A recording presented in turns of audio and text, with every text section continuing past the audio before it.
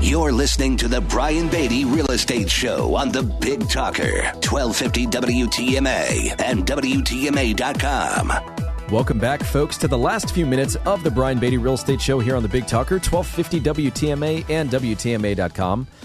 So we were talking about the difference between, I think, people that really get today's new consumers versus the folks that still rely on the same old, outdated approaches that people have used for decades and decades, right? Sales training, for the most part, hasn't changed really all that much, and it's time for it. And it's something that we are focusing on so heavily right now because let's be honest, right?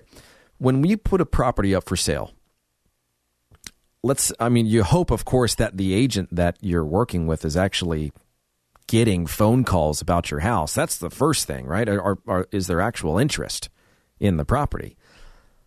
But how does that agent communicate with those people, with those agents, with those buyers? How tactful, how skillful, how masterful are they in those conversations? Because guess what, folks? That is where money is won or lost, by the things your agents say or don't say. Which is why I always want to have conversations with people over the phone. I have had many a conversation over the phone in my 17 years in doing this, and that's frankly how I got to where I was. I grinded my way to the top. There was no special sauce added. I was young. I was 24 when I got to the top 1% of agents in this market, and I did it through work ethic.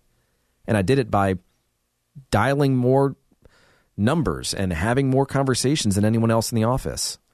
And over time, I got pretty darn good at figuring out how to have conversations with people in a way that I get what I want and they get what they want. And guess what? It's not a secret. It's making it all about them.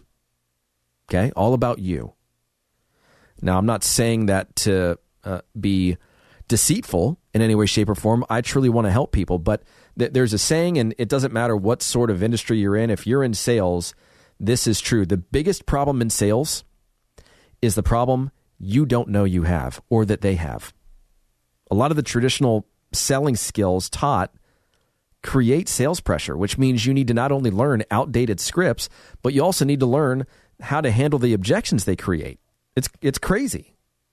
I mean, the reality is the behavior of consumers has changed, but most sales skills and training has not. So if we can just focus on where they are right now, where they want to go, how that makes them feel, what they're willing to do about it, realize the consequence of not doing whatever it is they need to do, and then self-actualize the new, better kind of future for them, we'll make more sales. Everybody will feel better doing it.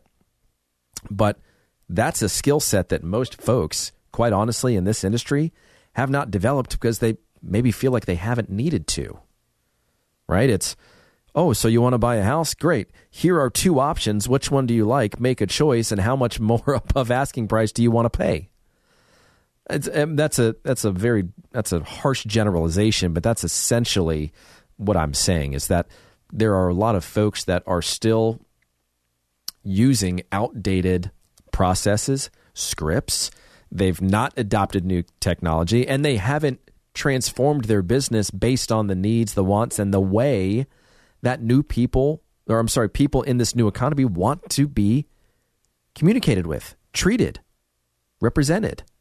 And I don't know about you, but, and I hope that I haven't ruined this for you because I've certainly noticed it, but it just seems like customer service in this area, and I know it's not just Charleston because I talk to people about this on occasion, but it just seems like customer service kind of sucks across the board right now.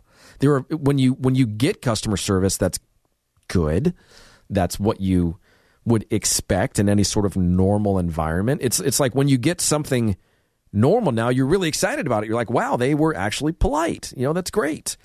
We're just getting more and more used to this disconnected, skeptical relationship that we have with people on the other side of the table. And so we need to be much better at having conversations with people, in addition to this new marketing approach that we've been doing for the past few years that has, it's just done wonders for our clients, because we really truly are able to say, all right, these are the types of people that I think would buy this house. First time home buyer, move up buyer. Maybe it's a second home for somebody. The list goes on, right? Well, what are the behavioral traits of that type of buyer? What sort of demographic information can we compile about people that typically buy these types of homes? What type of online behavior do they exhibit that shows us that they're getting ready to buy something in that area, in that price range? Guess what, folks? It's all trackable. Everything you do online is tracked and sold.